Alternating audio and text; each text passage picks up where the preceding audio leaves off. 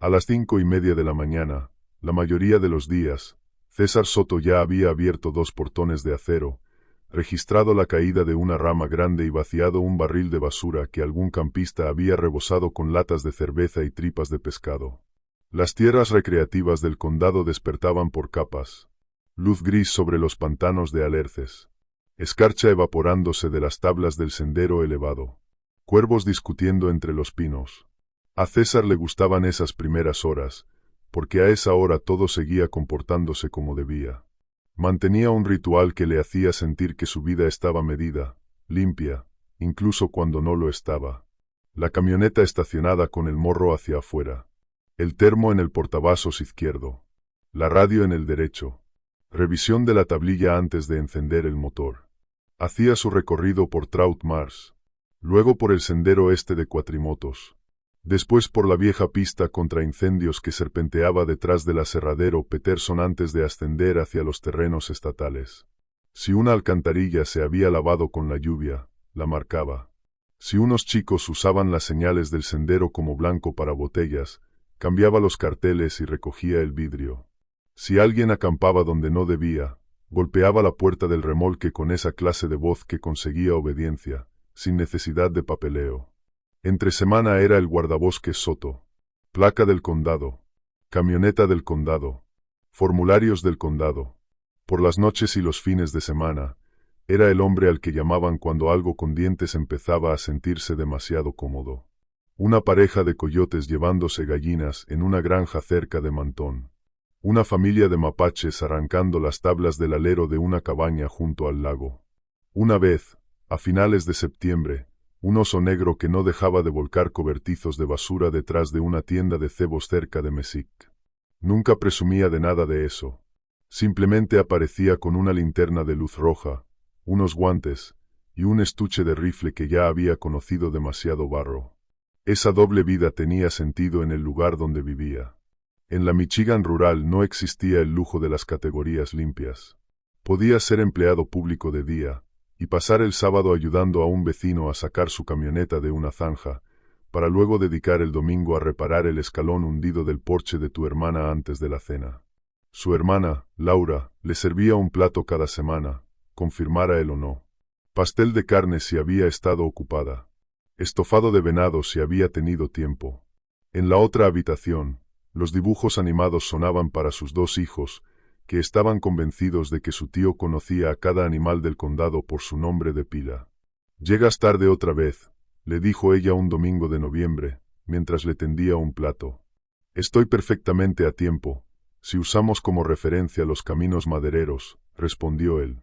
Ella sonrió de lado, porque esa era siempre su respuesta.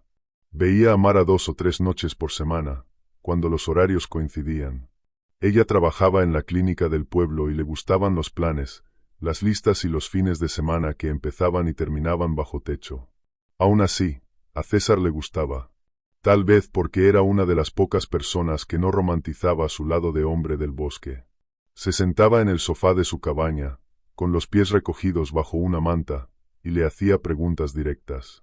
¿Ese oso fue reubicado, o lo mataron? ¿El condado llegó a reemplazar los repetidores viejos de la radio? ¿Cuándo vas a tomarte un día libre que no implique cargar un arma? Después de la temporada de caza, decía él. Y ella ponía los ojos en blanco antes de entregarle una taza. La mayoría de las noches, sin embargo, terminaba cerca del aserradero. Peterson era una operación envejecida, al borde de los terrenos del condado, donde las pilas de pino y cedro cortados se alzaban como manzanas compactas y aromáticas de una ciudad de madera, y donde el turno nocturno trabajaba bajo luces de sodio que hacían que todo el mundo pareciera enfermo. Después del anochecer, el ruido del aserradero viajaba de una forma extraña. El gemido de las cintas transportadoras y los golpes hidráulicos rebotaban entre los árboles, atravesaban los campos de restos de tala, y los furtivos aprovechaban esa cobertura, porque un solo disparo podía desaparecer dentro de todo aquel estruendo metálico.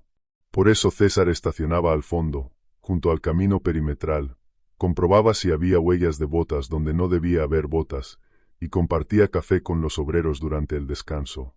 Hombres con chaquetas de franela y protectores auditivos que lo llamaban ranger, cazador o policía del parque, según el humor de la noche.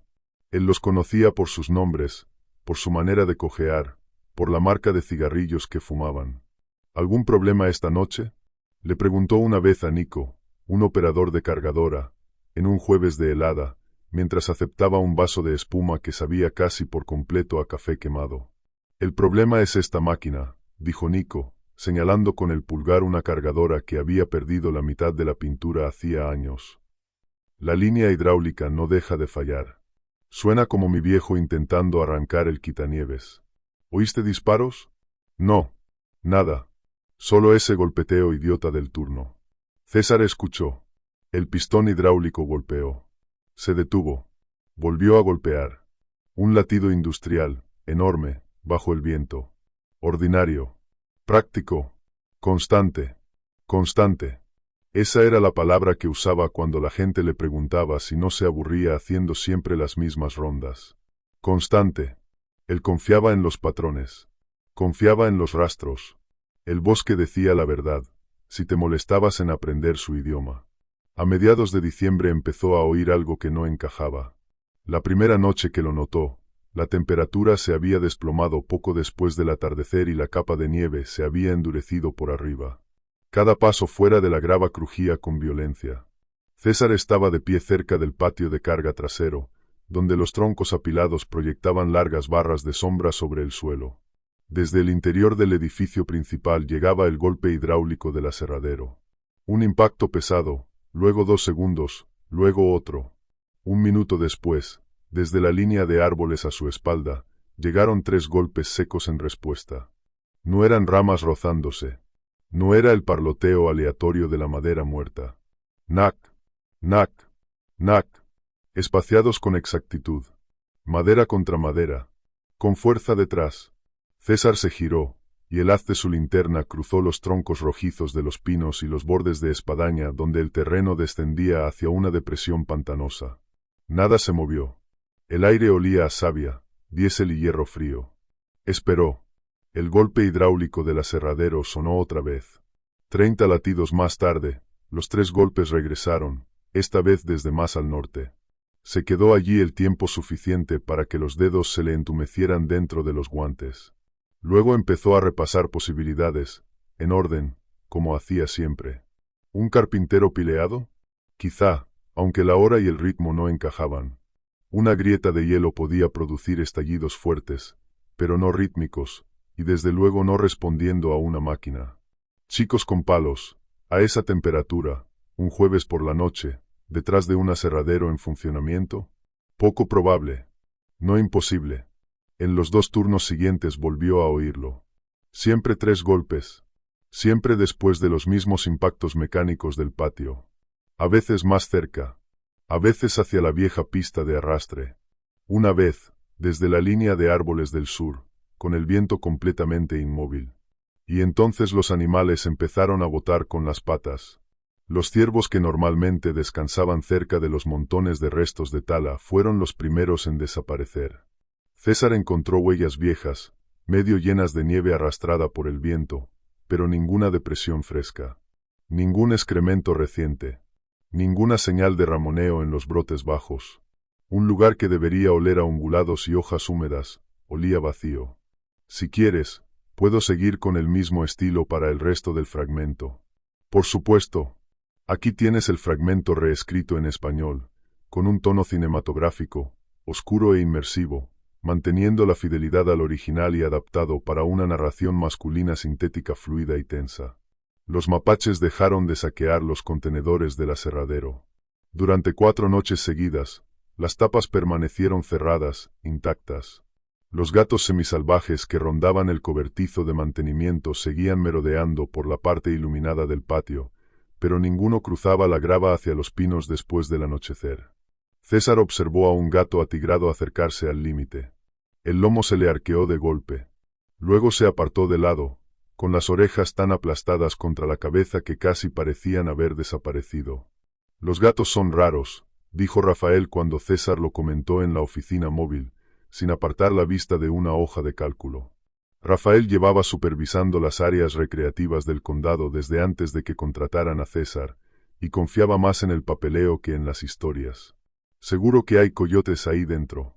Los coyotes no mantienen a los mapaches alejados de los contenedores durante una semana entera, respondió César. Rafael soltó un suspiro, como si estuviera complaciendo a un niño que insiste en que hay un monstruo debajo de la cama. Entonces instala otra cámara y añádelo al informe. El viernes vencen los permisos de motonieve. César instaló 3 cámaras más. Colocó una en un cedro, a la altura del hombro, orientada hacia la línea trasera del patio. Otra, junto al viejo camino secundario. Y una tercera, cerca de una vereda de paso animal en la que normalmente aparecían zorros, ciervos y, de vez en cuando, algún pescador. Revisó las baterías 2 veces. Ajustó los ángulos para evitar reflejos.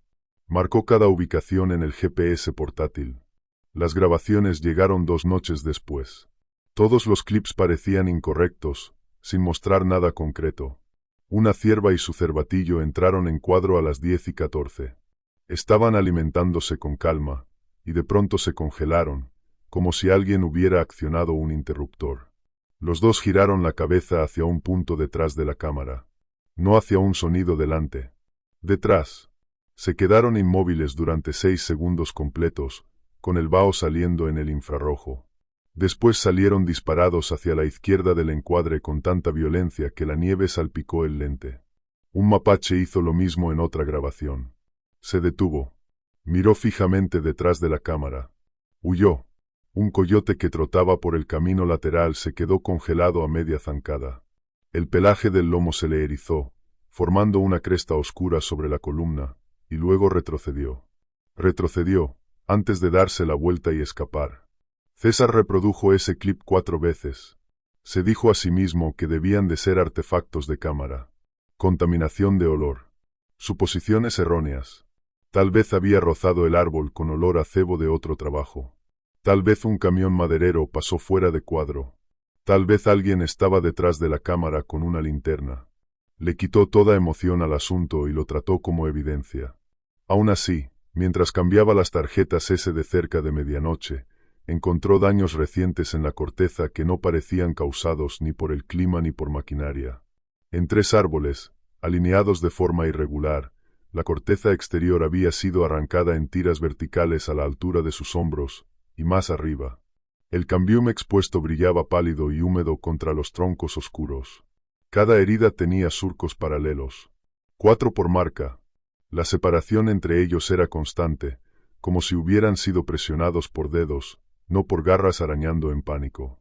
Una marca de oso habría sido más caótica, pelo, manchas, arrastre del cuerpo. Unas astas habrían dejado arañazos más altos y perforaciones de punta. El hielo y el deshielo habrían abierto grietas irregulares. Aquello parecía deliberado. Se agachó para inspeccionar uno de los troncos, sosteniendo la linterna de lado para resaltar el relieve. Los surcos eran demasiado anchos para un felino. Demasiado rectos para dientes de ardilla. Demasiado profundos para el picoteo de un pájaro carpintero. En los bordes, la corteza estaba comprimida hacia adentro, no desgarrada hacia afuera. Presión de prueba, pensó de pronto, como si algo hubiera hundido los nudillos en la madera viva, para sentir que cedía. Se incorporó más despacio de lo que pretendía. Después de eso, empezó a marcar cada lugar de los golpes en un mapa topográfico que llevaba doblado en la puerta de su camioneta. Bolígrafo rojo para sonidos. Bolígrafo azul para marcas en la corteza. Verde para anomalías en las cámaras. Esperaba puntos dispersos. Lo que se formó al cabo de 8 noches fue un arco. No perfecto. No lo bastante geométrico como para demostrar nada ante un tribunal. Pero allí estaba. Una media luna irregular envolviendo la parte trasera del patio de carga del aserradero Peterson. Al principio era amplia. Luego, entrada tras entrada, fue cerrándose hacia adentro. Como una línea que alguien estuviera tensando. Un límite que se desplazaba cada vez más cerca. Fue a casa de Laura para la cena del domingo con el mapa metido en el bolsillo de la chaqueta y la mandíbula tan tensa que le dolía. Sus sobrinos improvisaban una lucha libre en el pasillo mientras ella removía la salsa y hablaba de rifas escolares. Sonidos normales. Sonidos de una casa segura. «Estás en otra parte», dijo ella en voz baja, cuando lo sorprendió mirando por la ventana de la cocina hacia ninguna parte. Solo estoy cansado. ¿Aún te afecta aquel rescate del invierno pasado? Él no respondió de inmediato. En febrero anterior había pasado 6 horas ayudando a sacar a un adolescente de una placa de hielo rota, en un lago remoto. Y todavía había noches en que se despertaba oyendo el grito de la madre. Era una explicación cómoda para cualquier cosa extraña en él. Puede ser, dijo al final. Laura se apoyó en la encimera y lo observó con esa mirada de hermana mayor que veía demasiado. Estás haciendo eso otra vez. Eso de decidir que tienes que encargarte de todo tú solo. Lo estoy manejando bien, Laura. Forzó una sonrisa que no sentía y cambió el tema hacia el proyecto de ciencias de su sobrino menor. El lunes por la noche se detuvo en la subestación del sheriff para preguntar si había reportes procedentes de propiedades colindantes con los terrenos del condado. Acoso a ganado. Perros desaparecidos. Huellas extrañas. El agente de guardia, Miguel Gracia, revisó las llamadas con desgana mientras masticaba tiras de carne seca. Tenemos 2 quejas por adolescentes disparando a señales de tráfico, dijo Gracia. Una queja por ruido que resultó ser el generador de alguien. Nada de hombres lobo. Yo no dije hombres lobo. Gracia sonrió. Tú eres el que siempre dice que el 90% de las llamadas raras terminan siendo mapaches y entretechos. 95. Entonces esto será un mapache con batería. Le devolvió la libreta. Estás viendo demasiadas películas de terror de cabañas durante esas patrullas nocturnas. César se fue sin discutir. Molesto, sobre todo porque Gracia no estaba del todo equivocado con las probabilidades. La mayoría de las cosas extrañas tenían explicaciones corrientes. Ese era, precisamente, el sentido del entrenamiento. Solo que ya no lograba hacer que las explicaciones corrientes encajaran. La temperatura subía, bajaba, y volvía a subir, convirtiendo la nieve en costra, luego en aguanieve, y después en una capa de hielo brillante. La niebla llegaba desde las tierras bajas y húmedas más allá del aserradero y quedaba suspendida en franjas desgarradas entre los troncos. El turno de noche detuvo una de las líneas por mantenimiento, y eso hizo que la propiedad quedara más silenciosa a intervalos. De algún modo, peor, porque ahora podía oír los espacios entre los ruidos de las máquinas. Golpe hidráulico. Silencio. Nac, nac, nac. Empezó a medirlo con su reloj. A lo largo de varias noches, el retraso de respuesta pasó de unos 30 segundos, a 15, luego a 10. Los puntos de origen también cambiaron, triangulando cada vez más cerca del viejo patio de troncos, donde las pilas de cedro lindaban con la línea de árboles. 2 veces oyó los golpes desde una dirección, y, antes de que pudiera avanzar 15 metros, volvieron a sonar desde otro punto más abajo en el mismo arco. Como si aquello que los producía hubiera cruzado terreno más rápido de lo que debería, sin romper maleza ni hacer crujir la nieve endurecida. Después de eso, intentó tomarse en serio la teoría del oso herido. ¿Podría un oso viejo, con una pata delantera dañada, golpear troncos de formas extrañas? ¿Podría una conducta de estrés explicar esos golpes territoriales? Llamó a un contacto del Departamento de Recursos Naturales y formuló preguntas neutrales sobre movimientos anómalos de osos en invierno. No se habían reportado guaridas alteradas cerca. No faltaba ningún oso problemático marcado. El miércoles, cerca de medianoche, aparcó en el patio trasero y apagó el motor para escuchar sin la vibración del vehículo. No había viento. Las luces del aserradero flotaban como halos en la niebla.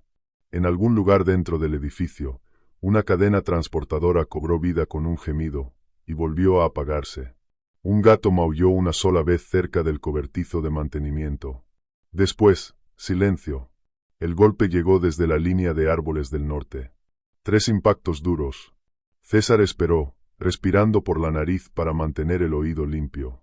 Entonces llegaron otros 3 golpes, desde la línea sur. Mismo ritmo. Misma fuerza.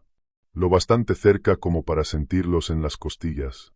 César giró sobre sí mismo en un círculo completo, barriendo con el haz del reflector los troncos, los restos de tala, los troncos apilados, la grava mojada. No había nada a la vista. Ninguna voz humana. Ningún crujido de botas. Solo la niebla deslizándose baja, y el olor agrio y dulzón del cedro mezclado con aceite. Dejó el reflector en el suelo y presionó una vez la bocina de la camioneta. Un sonido seco, feo, cortando el frío. 5 segundos después, llegó un golpe desde el norte. Otros 5, desde el sur. El cuero cabelludo le hormigueó bajo el gorro. Una llamada y respuesta ya era una cosa. La imitación era otra. Empezó a retroceder hacia la puerta del conductor sin apartar los ojos de la línea de árboles. En el borde de la luz, allí donde terminaba el patio y comenzaba la negrura del bosque, uno de los gatos del granero permanecía rígido sobre el extremo de un tronco, mirando fijamente hacia la oscuridad. César siguió la dirección de su mirada. Durante un instante, solo vio niebla y troncos verticales. Entonces el gato se aplastó contra la madera y salió despedido con tanta violencia que resbaló sobre el hielo, y aún así siguió corriendo, con la cola baja, sin mirar atrás. Desde algún punto, apenas dentro de los pinos, surgió un sonido que César conocía demasiado bien por su trabajo con depredadores. Una sola exhalación húmeda, profunda, cercana. Salía de unos pulmones más grandes de lo que cualquier coyote tenía derecho a llevar dentro del pecho. Después de oír aquello, César no respiró durante un segundo entero. Luego alzó el reflector con ambas manos y lanzó el haz directo al hueco entre dos pinos rojos, allí donde creyó que había nacido la exhalación. Las agujas brillaron plateadas. La niebla rodó, se desgarró. Un tronco caído se encendió bajo la luz, y volvió a hundirse en negro cuando movió el haz. Pero nada le dio una forma. Ni pelaje, ni movimiento, ni ojos, nada que pudiera nombrar y fijar en la realidad. Gritó, con la voz más alta de lo que pretendía. Guardabosques del condado. Si hay alguien ahí, hágase oír. Solo respondió el aserradero. Un chillido de correa desde el interior del edificio. Luego el pesado clonk de un brazo alimentador al reiniciarse. Sin bajar la luz, buscó a ciegas con la mano izquierda la manija de la puerta de la camioneta. Le llevó 2 intentos encontrarla. Entró sin darle la espalda al bosque, cerró de un portazo y echó el seguro. En cuanto el motor arrancó, inundó el patio con las luces altas y la barra luminosa del techo. La línea de árboles siguió inmóvil. Se quedó allí otro minuto, obligando a su pulso a bajar. Luego tomó la radio para llamar a la central, y se detuvo antes de hablar. ¿Qué iba a decir? Animal grande desconocido exhaló cerca de la línea de árboles después de una secuencia de golpes rítmicos. Podía oír la broma de la gente antes incluso de hacer la llamada. En vez de eso, abrió una nota privada en el teléfono y registró la hora, el clima, la ubicación y la secuencia exacta de los hechos. A las 2:21 hizo una vuelta lenta por el perímetro trasero, con las ventanillas entreabiertas a pesar del frío, escuchando cualquier movimiento. No encontró huellas cruzando la grava descubierta. Tampoco una sola marca reciente en la costra de nieve que pudiera considerar fiable, no con todo el tráfico de maquinaria que pasaba por allí. A las 3:06 estaba estacionado bajo una lámpara del patio, con el mapa abierto sobre el volante. Añadió 2 nuevos puntos rojos, uno para los golpes del norte y otro para los del sur. Después dibujó una X negra para la exhalación. El arco se había cerrado un poco más. A la tarde siguiente regresó con luz de día, llevando una varilla de sondeo, cinta de marcaje y una bolsa de cámaras, haciendo lo que siempre hacía cuando los nervios empezaban a hablar demasiado alto. Reunir hechos duros. El terreno detrás de Peterson era un mosaico de aguanieve, surcos congelados y barro removido por las ruedas de las cargadoras durante el deshielo. Las huellas limpias eran escasas. Aún así, avanzó con método, recorriendo la zona desde el viejo patio de troncos hacia la depresión húmeda, revisando los posibles corredores de paso entre las pilas de cedro junto al resto de la cerca. Luego siguió la senda baja de animales que cruzaba el camino secundario, justo en el primer árbol marcado por el desgarro de corteza. Midió el surco más alto, 63 pulgadas. En el siguiente, 68. La separación entre las marcas seguía siendo inquietantemente uniforme. Aproximadamente lo que dejarían 4 dedos gruesos si se abrieran y presionaran con fuerza. Fotografió cada una desde 3 ángulos. Colocó una moneda de 25 centavos para escala. Después raspó pequeñas muestras y las guardó en sobres de evidencia, por si decidía solicitar análisis de laboratorio a través de sus contactos del Departamento de Recursos Naturales. No porque esperara milagros, porque el proceso importaba. Cerca de una hondonada donde el agua subterránea rezumaba entre el musgo, encontró una depresión en el barro que casi parecía una huella trasera. Pero los bordes estaban colapsados. Demasiado alargada para un oso negro. Demasiado ancha para un coyote. Podía tratarse de dos rastros superpuestos, deformados por el deshielo. Se arrodilló, tocó el borde, y observó cómo el agua brillaba subiendo lentamente dentro de la marca. Inútil. Ahora mismo, la tierra no decía nada. ¿Buscando señales? La voz de Nico llegó desde el carril de las cargadoras. Venía con su lonchera en la mano y una sonrisa en la cara. César se incorporó. Eso intento. La única señal que yo veo es que la primavera se acerca, y que este lugar sigue oliendo a perro mojado. Nico alzó la barbilla hacia los árboles. ¿Volviste a oír a tu fantasma golpeando tambores? No es un fantasma. Entonces son chicos. A medianoche. Con 12 grados. Detrás de maquinaria activa. Desde dos lados al mismo tiempo. Nico se encogió de hombros. Tal vez dos chicos. César estuvo a punto de replicar, pero no lo hizo. Nico no se estaba burlando realmente. Más bien se negaba a entrar en la misma incertidumbre que él. La mayoría de la gente elegía eso, siempre que podía. En la oficina móvil, Rafael hojeó las notas impresas de César con la paciencia aburrida de un hombre que tolera una queja sobre baches. «Has escrito posible conducta de delimitación», dijo Rafael. ¿Delimitación de qué? Actividad animal no identificada. Quizá un oso. Quizá un híbrido de perro asilvestrado. Quizá alguien provocando golpes a propósito para empujar la fauna hacia el aserradero y alejarla del borde del bosque. Sí. Y eso es precisamente lo que intento entender. Rafael dejó los papeles sobre la mesa y cruzó los brazos. ¿Entiende tú esto? La semana que viene tenemos inspecciones de contratistas. Lo último que necesito es que el personal de temporada te oiga hablar de depredadores misteriosos en la línea de árboles. No estoy hablando con el personal de temporada. Estás hablando conmigo. Y yo te digo que te limites a los riesgos objetivos. Si tienes huellas, fotos, pelo o sangre, tráelos.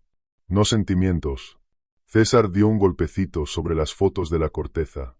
Esto es objetivo. Son árboles dañados. Rafael le devolvió el paquete deslizándolo por la mesa.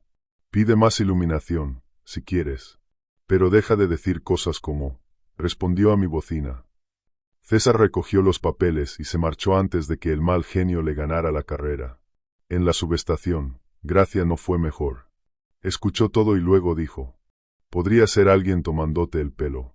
Los cazadores se ponen territoriales. Tal vez saben que patrullas por allí y están golpeando palos para sacarte de quicio. Entonces, ¿dónde están las huellas de botas? Suelo congelado. Tráfico de maquinaria.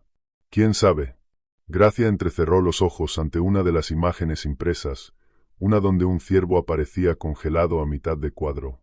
Esto solo parece, un ciervo siendo un ciervo. Todos miran detrás de la cámara y salen huyendo hacia la izquierda en cuestión de segundos.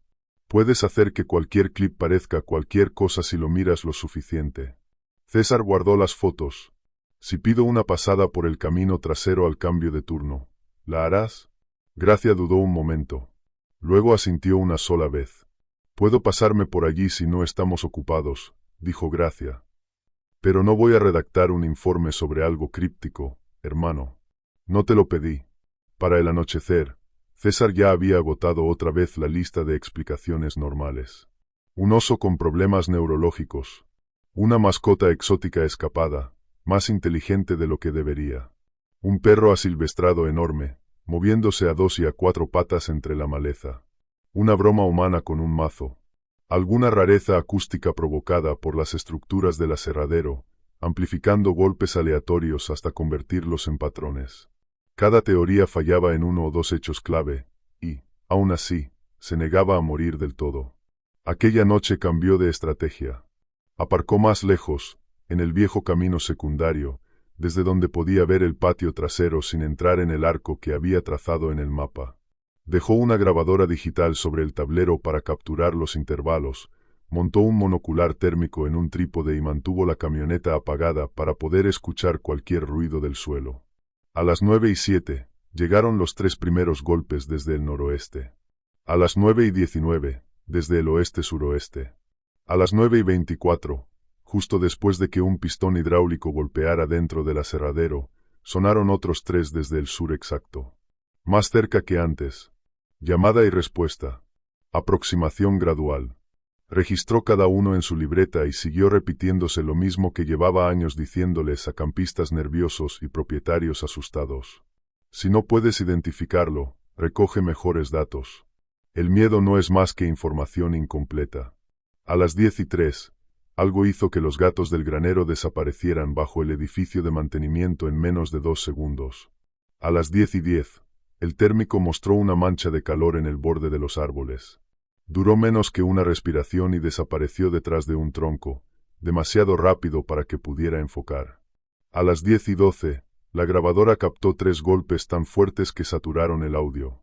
César tragó saliva, cerró la libreta y comprobó el seguro de la escopeta, aunque odiaba hacer eso desde dentro del vehículo. Fuera racional o no, el procedimiento era el procedimiento. Cuando aparecieron los primeros ojos, ya se había convencido 2 veces de que debían de ser reflejos en algún cristal de la maquinaria. En ese momento estaba fuera de la camioneta, a unos 5 metros, porque la imagen térmica mejoraba al alejarse del calor del capó y del reflejo del parabrisas. La niebla descansaba baja sobre el patio de carga, como humo. Detrás de Peterson, las luces del horno de secado arrojaban a través de ella un resplandor ámbar, sucio, enfermizo. Barrió lentamente la línea de árboles con el reflector de mano, deteniéndose en los troncos, bajando hasta el nivel del suelo, subiendo otra vez a las ramas. Nada. Entonces, a medio camino entre 2 cedros, cerca de la depresión húmeda, atrapó 2 puntos de luz que destellaron y permanecieron allí. Estaban altos. Demasiado altos. Su primer pensamiento fue, un búho. Tal vez un gran búho cornudo. Hasta que comprendió que la separación era incorrecta. Casi el doble de lo que debería. Demasiado apartados entre sí. Nivelados. Inmóviles. A una altura que calculó en más de 2,40 m desde donde él estaba. Permanecían en el haz como canicas pulidas, sumergidas en leche vieja. Ámbar blanquecino en los bordes. Pálido, muerto, en el centro. Fijó el reflector sobre ellos y sintió como su propio cuerpo se volvía rígido. Está bien, murmuró, obligando a la calma a entrar en la palabra. Solo es un oso subido a un árbol. Eso es todo.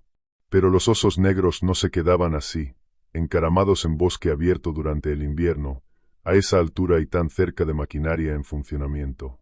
Y aún erguido sobre las patas traseras, el reflejo de los ojos de un oso habría quedado más abajo, a menos que estuviera sobre una elevación.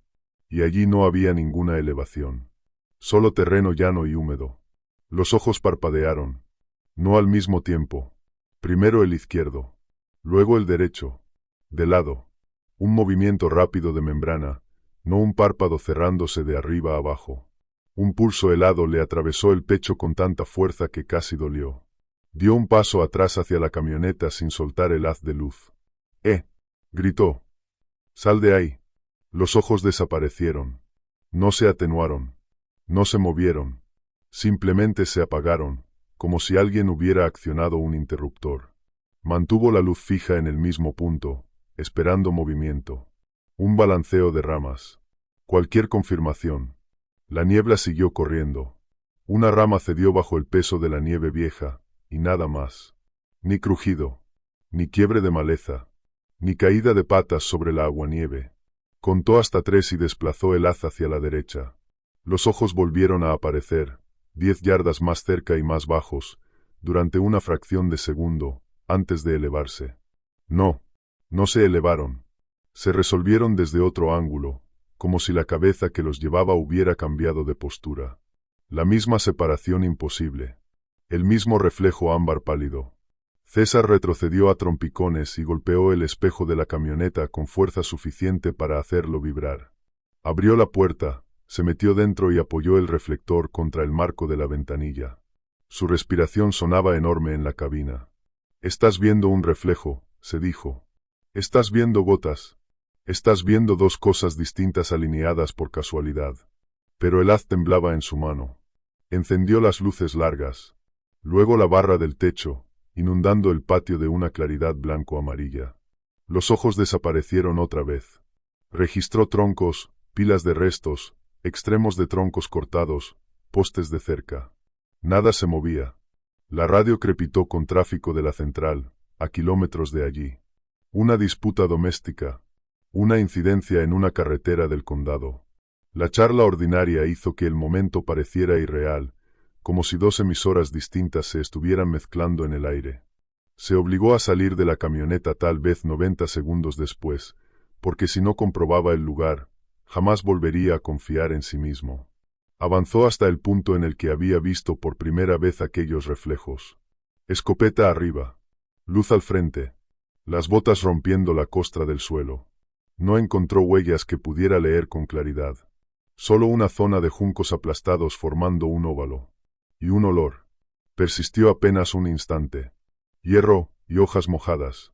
Luego desapareció bajo el aliento diésel del aserradero. Se sorprendió susurrando, como si pudiera tranquilizar a lo que fuera que estuviese allí fuera. Es un búho. Es un gato sobre una rama. Son dos mapaches y un mal ángulo. Entonces sonaron 3 golpes a su izquierda, tan cerca que hicieron vibrar el tronco que tenía al lado. Se estremeció con tanta violencia que el cañón se sacudió. Aquellos golpes no habían sido un eco. Los habían hecho allí, a menos de 12 metros. Con fuerza, con intención. Retrocedió hasta la camioneta, y no se detuvo hasta que la puerta quedó cerrada entre él y los árboles. Recorrió 2 veces el perímetro con todas las luces encendidas. Luego aparcó bajo la torre de iluminación más potente del patio y revivió una y otra vez la escena en su cabeza hasta que empezó a desdibujarse. Los detalles se negaban a encajar con cualquier especie que conociera. Sobre todo el parpadeo. Lateral. Desigual. Demasiado rápido para un reptil, y completamente erróneo para un mamífero. A las 11:01 escribió una nota nueva. Reflejo ocular aproximadamente. A más de 2,4 metros, muy separados, parpadeo asincrónico, cambio de posición sin movimiento audible. Se quedó mirando esas palabras, y las odió. Cuando llegó a casa, cerca de las 2 de la madrugada, dejó las botas en el porche, revisó cada pestillo de las ventanas y se sentó a la mesa de la cocina con todas las luces encendidas hasta que la ceniza del amanecer borró la línea de árboles detrás de su cabaña. Intentó construir explicaciones alternativas. Pasos lógicos, limpios, racionales. Y siempre tropezaba con el mismo punto. Cosas así de grandes hacen ruido al moverse. A menos que sepan exactamente cómo no hacerlo. 2 noches después vio el cuerpo. Si es que una silueta cuenta como cuerpo. Y, después de eso, negarlo dejó de ser un instinto. Se convirtió en trabajo. La tarde había comenzado con una llovizna helada que plateó cada superficie expuesta. Para las 10, la lluvia se había vuelto niebla, y el vapor de salida del horno yacía bajo sobre el patio trasero en densas franjas horizontales.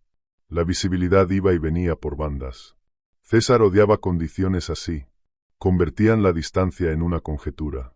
Casi se saltó la patrulla, pero se dijo a sí mismo que la evasión era justo la clase de cosa que alimentaba rumores, y daba de comer al miedo.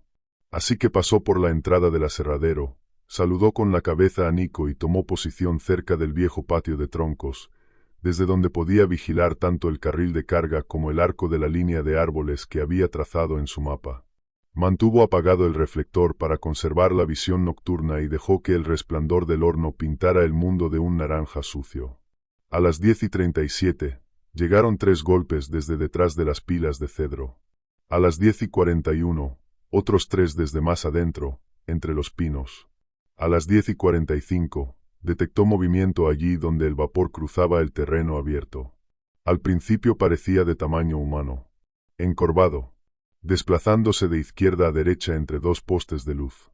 Alzó los prismáticos y solo encontró una forma oscura deslizándose a través de una niebla más brillante, con los bordes inciertos. Tal vez un trabajador del aserradero saliendo a fumar. Tal vez una lona soltándose con el viento. Bajó los prismáticos. Parpadeó. Y volvió a mirar. La figura se detuvo de perfil contra la luz del horno, y cambió de altura. No porque se subiera a algo. Porque se desplegó. Primero se elevaron los hombros. Luego la línea de la espalda. Después la cabeza se alzó lentamente hasta quedar visible por encima de la pila que tenía detrás, por lo que parecían otros 60 centímetros más. Fuera lo que fuera aquello que estaba viendo, se había estado moviendo agachado, y luego se irguió sobre sí mismo, revelando un volumen que no tenía sentido. Pecho en tonel. Cuartos delanteros pesados. Las caderas colocadas demasiado atrás, de una forma antinatural. César se olvidó de respirar. La silueta giró apenas. Uno de los brazos, no, el antebrazo, se corrigió automáticamente, colgaba más de lo que esperaba y terminaba en una forma que no parecía una garra. Ni una mano. Se flexionó una vez en la punta. Dedos, o garras, o una mezcla imposible de ambos, desdibujados por el vapor. Luego descendió. Y la figura se movió. En silencio. Eso fue lo peor. No era un silencio normal. No un sonido amortiguado por el suelo mojado. Era un silencio de una clase que hacía que su cerebro rechazara lo que sus ojos estaban reportando. La zancada parecía tener las articulaciones mal puestas para un hombre, y mal puestas también para cualquier cánido que él hubiera rastreado. Impulso bajo desde la parte trasera. Después, un balanceo de hombros capaz de elevar la parte delantera más de lo que debería ser posible sin perder velocidad. Encendió el reflector de golpe. El haz chocó contra el vapor, estalló en blanco, y durante un solo segundo limpio cruzó el costado de la cosa. Solo alcanzó a ver una masa negra con un brillo húmedo y la insinuación de un pelaje erizado, antes de que se deslizara detrás de los troncos apilados y desapareciera como tinta vertida en agua oscura. No hubo estrépito entre la maleza. No hubo derrapes sobre la grava. Simplemente, se fue. César avanzó 3 pasos antes de que el entrenamiento lo alcanzara y lo dejara clavado en el sitio. No reduzcas distancia con algo desconocido cuando las líneas de visión están rotas. Retrocedió hasta el carril de las cargadoras, donde tenía mejores ángulos, y se echó la escopeta al hombro. Cada músculo encendido. Sus oídos se tensaron, esperando un solo sonido que confirmara lo que había visto. Lo que llegó, en cambio, fue el ciclo del pistón hidráulico desde el interior del aserradero. Golpe. Y desde su derecha respondieron 3 golpes más. A unos 30 metros, tal vez. Giró la luz hacia allí. Nada. Solo extremos de cedro y vapor. ¿César? La voz llegó desde cerca de la zona de mantenimiento. Era Nico, débil bajo el ruido de la maquinaria. ¿Todo bien por ahí? No contestó enseguida. Estaba mirando una abertura entre las pilas, donde la niebla parecía moverse contra sí misma, como si algo grande la hubiese desplazado al pasar justo fuera de su vista. Luego incluso esa alteración se aplanó. Sí, respondió al final, alzando la voz. Todo bien. Mentira. Mantuvo la posición hasta el descanso del turno. Entonces fue directo a la oficina móvil, donde Rafael firmaba formularios. César dejó la libreta sobre el escritorio con suficiente fuerza como para hacer temblar la grapadora. Necesito 2 cosas, dijo. Mejor iluminación en la parte trasera, y que nadie camine solo desde mantenimiento hasta el horno después de anochecer. Rafael alzó la vista, molesto. ¿Basado en qué, exactamente? Basado en que acabo de ver algo cruzar el carril de troncos, y no era un trabajador, ni un depredador conocido. Rafael se pellizcó el puente de la nariz. ¿Le sacaste una foto? No. ¿Huellas? El suelo está vidriado. Entonces viste vapor y sombras. César apoyó las 2 manos sobre el escritorio. Sé cómo se ven el vapor y las sombras. Hizo una pausa. Esto se levantó. Rafael lo observó largo rato, midiéndolo. Luego habló con un cuidado que irritó aún más a César. Has estado haciendo demasiadas noches. Entre la patrulla del condado y los avisos por fuera, estás reventado. Tómate 2 días. Duerme.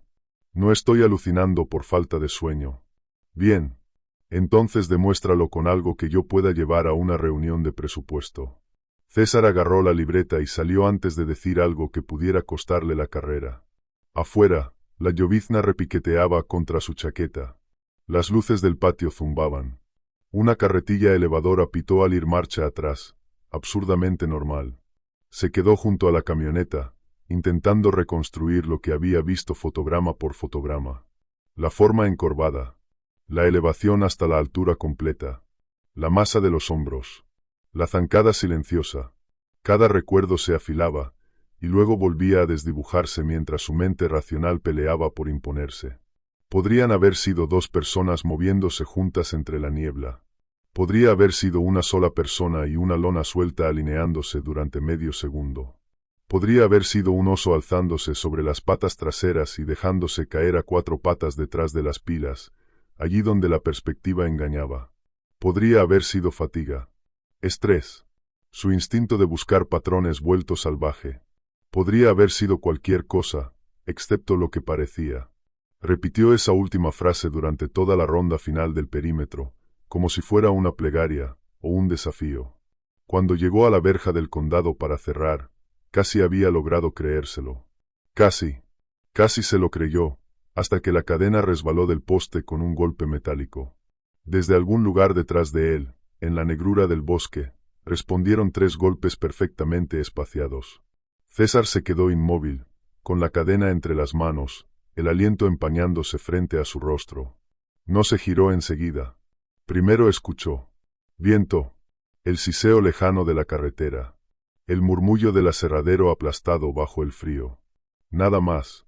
Entonces, más a la izquierda, llegaron otros 3 golpes. No eran fuertes. Eran controlados. Como si alguien estuviera marcando un código. Sabían que él entendía. Cerró la verja, volvió a subir a la camioneta y se quedó sentado con las manos en el volante, rígidas en la posición de las 10 y las 2, mirando a través del parabrisas mientras el ventilador de la calefacción hacía clic. Podía irse a casa y fingir que la noche había terminado. Podía escribir otra nota y llamarlo audio no confirmado. Podía seguir fingiendo que los datos acabarían volviendo todo aquello normal. Pero no lo hizo. Metió la marcha y giró de nuevo hacia Peterson. El aserradero parecía medio dormido cuando regresó. Una línea de procesamiento parada. Solo las luces de sodio del perímetro y el resplandor del horno daban forma al patio. Aparcó cerca del viejo patio de troncos, apagó el motor y se quedó inmóvil hasta que sus oídos se adaptaron. Golpe hidráulico desde el edificio principal. Silencio. Knack, knack, knack. Desde el borde del cedro. César avanzó hacia allí con el reflector en la mano izquierda y la escopeta apretada bajo el brazo derecho, el cañón bajo, pero listo. El suelo era un mosaico de costra de hielo y grava mojada. Cada paso sonaba demasiado fuerte. Movía el haz en cortes estrechos, resistiendo la tentación de barrerlo todo con desesperación. Tronco. Hueco. Montón de ramas. Tronco otra vez. Vapor cruzando desde la salida del horno en cintas bajas. Llegó al final de las pilas de cedro y esperó, con la respiración bajo control, los muslos temblándole por una adrenalina que fingía no sentir. Uno de los focos sobre el patio de troncos zumbó una vez y parpadeó. Luego quedó fijo. Algo cambió dentro de esa luz. No un cuerpo entero, solo un fragmento, como si la oscuridad misma se hubiera inclinado hacia adelante y le permitiera ver una sola pieza cada vez. Primero el hocico. Estrecho. Mojado, no ancho como el de un oso, no afilado como el de un coyote. El puente de la nariz tenía una leve hendidura hacia adentro antes de la punta, casi como una vieja fractura ya soldada. La humedad brilló sobre él. Se alzó y probó el aire con 2 aspiraciones cortas. Entonces apareció un antebrazo, afirmado contra un cedro en pie. El cerebro de César intentó verlo como una pata, luego como una mano. Después rechazó ambas cosas. Tenía garras largas y romas. Oscuras. Gruesas. Pero los dedos bajo ellas estaban demasiado separados. Demasiado articulados. Podía ver las articulaciones flexionarse bajo un pelaje irregular. Un dedo interior, más corto, nacía más abajo y se movía por separado. Como un pulgar. Se aferraba a la corteza mientras los otros se abrían. La extremidad acumulaba músculo arriba, cerca del hombro, y tendón abajo, hacia la muñeca. Construida para hacer palanca, no para desgarrar. Para sujetar. Para trepar. Quizá, para golpear madera con precisión. El reflector le tembló en la mano. Lo obligó a quedarse firme.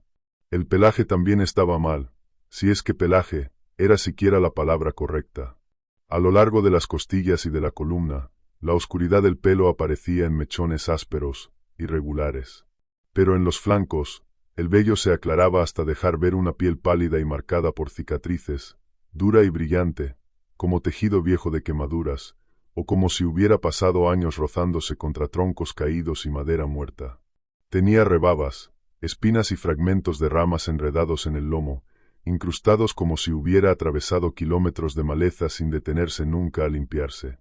Cuando cambió apenas de posición, César alcanzó a ver parte del pecho. Ancho, profundo, en forma de tonel. Demasiado grande para la longitud de aquellas extremidades. Entonces lo golpeó el olor. Primero, metálico, como sangre sobre monedas. Debajo de eso, podredumbre de pantano. Agua estancada. Materia orgánica descompuesta.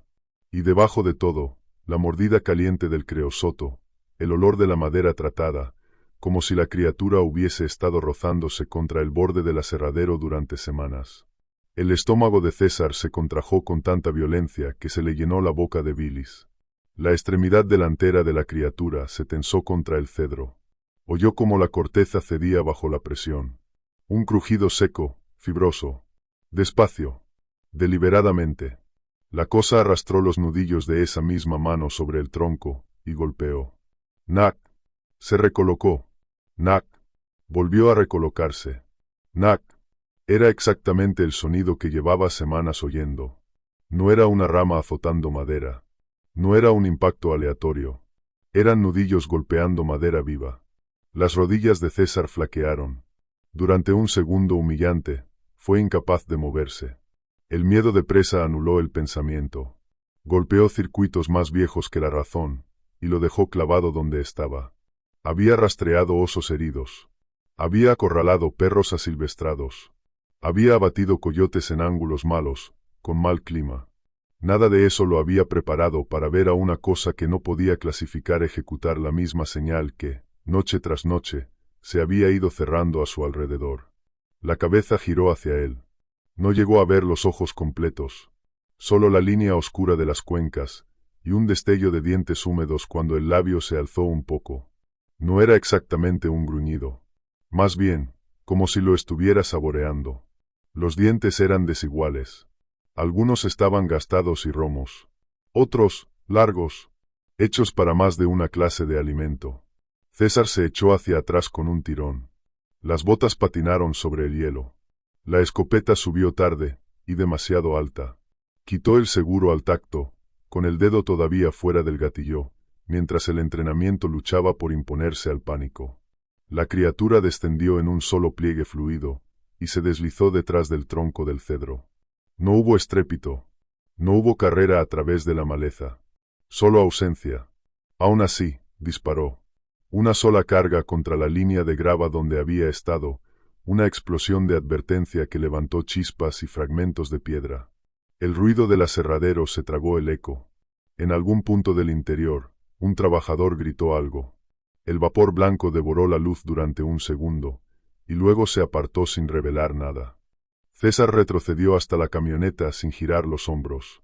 Subió, cerró los seguros, y se quedó sentado, temblando con tanta fuerza que los dientes le castañearon una vez. Ni siquiera se dio cuenta de que estaba maldiciendo hasta que se oyó a sí mismo. En el asiento del copiloto, la libreta seguía abierta por la página de esa noche. Miró la línea que había escrito antes. Podría haber sido cualquier cosa, excepto lo que parecía. La tachó una y otra vez hasta rasgar el papel.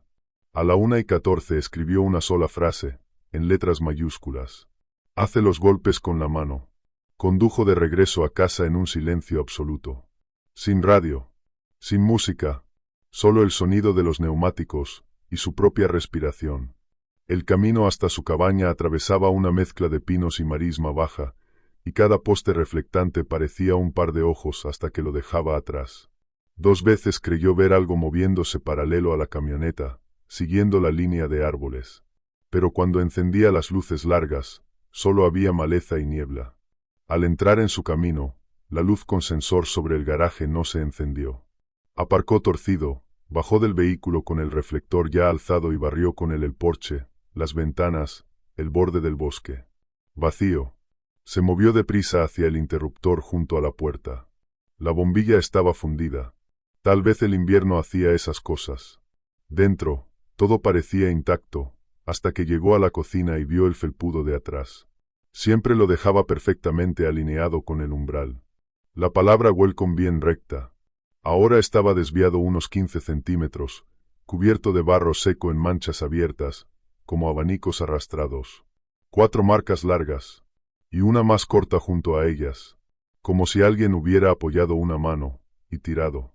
Se quedó mirándolo durante mucho tiempo. Un mapache, susurró. O la suela de una bota. Ayer le diste una patada.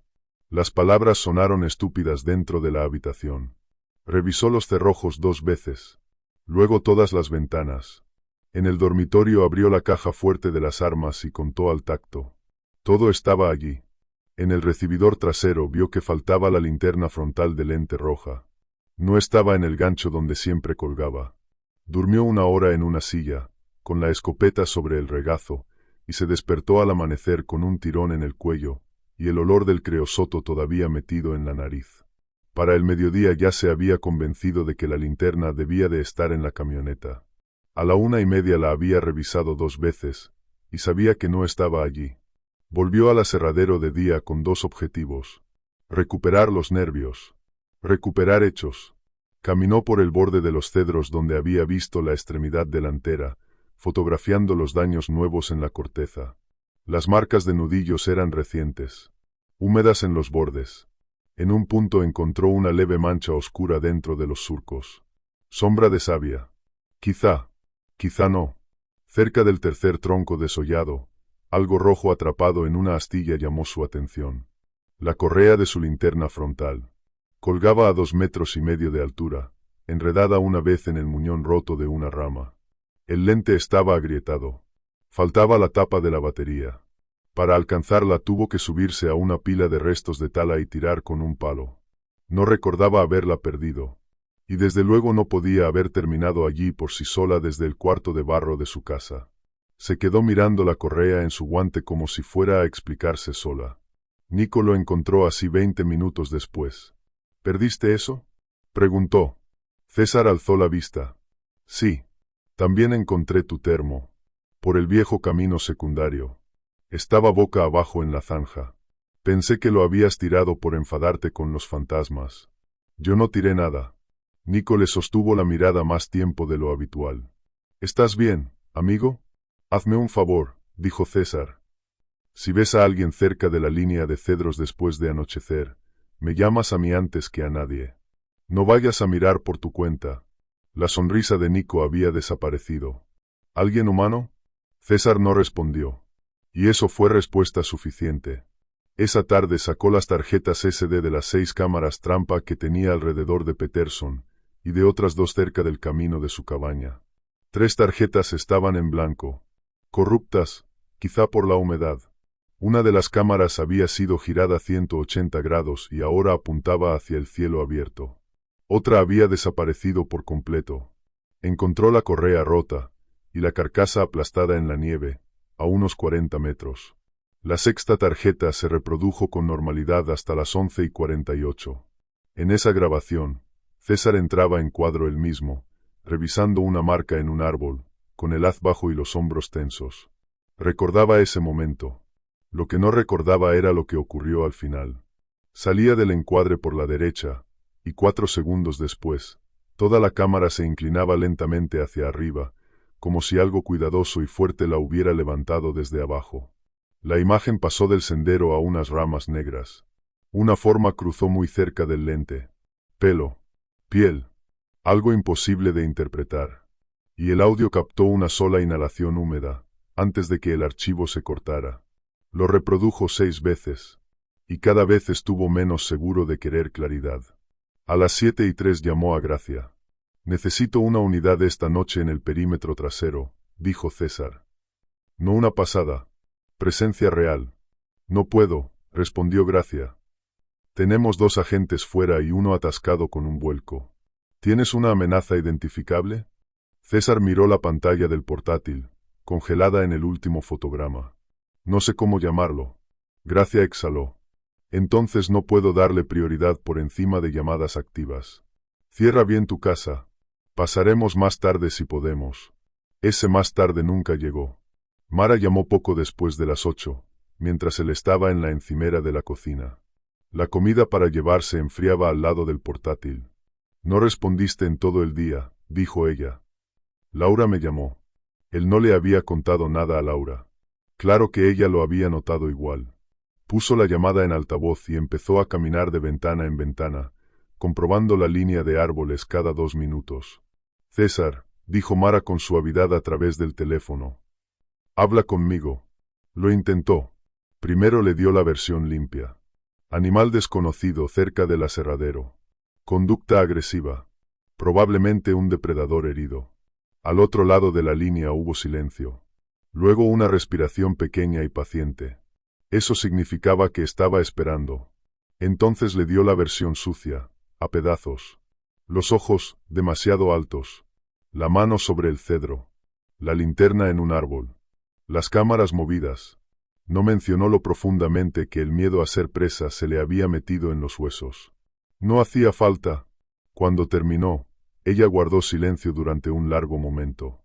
Necesitas dormir, dijo al fin.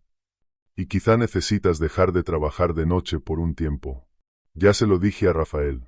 Cree que estoy agotado. ¿Y lo estás? Sí. Se pasó ambas manos por la cara. Y aún así sé lo que vi. La voz de Mara bajó todavía más. Ven a mi casa esta noche. Hay luces del pueblo, vecinos, ningún bosque pegado a las ventanas. Estuvo a punto de decir que sí. Entonces sonaron 3 golpes desde algún lugar detrás de la cabaña. Apagados por las paredes, pero inconfundibles. Mara los oyó a través del teléfono. ¿Qué fue eso? La casa asentándose, respondió él automáticamente, demasiado rápido. Ella no lo dejó pasar. No hagas eso. No me mientas dentro de tu propia cocina. Llegaron otros 3 golpes más cerca. Esta vez, desde la pared lateral, junto al cuarto de barro. César agarró el reflector y se lanzó hacia la puerta trasera. César, no me cuelgues. Quédate conmigo. La voz de Mara seguía saliendo del teléfono cuando él pisó el porche y dejó que el haz cortara la nieve, los tocones de cedro, la oscuridad del patio. Todo parecía vacío, hasta que bajó la luz. En la capa reciente de nieve, junto a los escalones, había impresiones que parecían manos hundidas en el blanco. Dedos largos, puntas de garras romas, tan abiertas que la extensión casi igualaba el ancho de su pecho. Iban desde la línea de árboles hasta el porche, y luego de vuelta. Se superponían a sus propias huellas de botas de horas antes, como una corrección. En el altavoz, Mara dejó escapar un sonido pequeño. Mitad respiración, mitad ahogo. Luego se recompuso. Vuelve adentro. Ahora. Cierra todo, y sigue hablando conmigo.